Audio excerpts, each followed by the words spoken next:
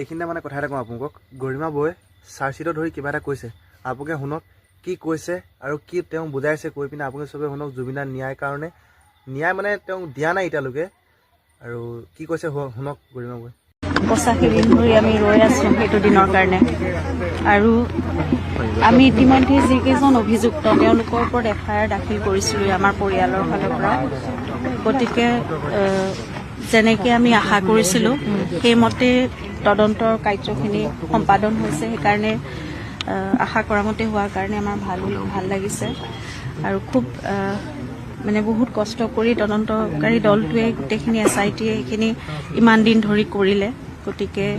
আমি তেওঁলোককো ধন্যবাদ জনাইছোঁ আৰু ৰাইজে আশা কৰা মতেই সেইখিনি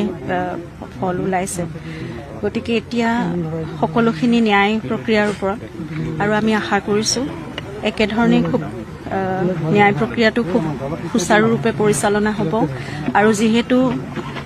দোষী সাব্যস্ত হৈছে এতিয়া তদন্তত ওলাইছে গতিকে প্ৰতিজন দোষীয়ে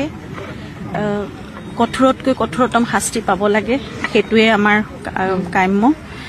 বৌয়ে যি কৈছে বাৰু এইটো কথাটো স্পষ্টভাৱে কৈছে সহজ সৰলে তেওঁ কথাটো কৈছে কিন্তু এটা কথা পইণ্ট আহিলে তাত এতিয়ালৈকে যেনেকি তেওঁক মানে জুবিনদাক ন্যায়টো দিয়া নাই আৰু তেওঁক কি দিছে কি নাই দিয়া সেইটো ক'ব পৰা নাই কিন্তু যোনটো কাম কৰিছে বহুত ভাল কাম কৰিছে আৰু বৌয়ে হয়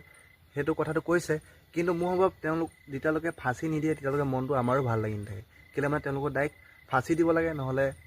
বেলেগকৈ মাৰিব লাগে সেইটোৱে মই জানো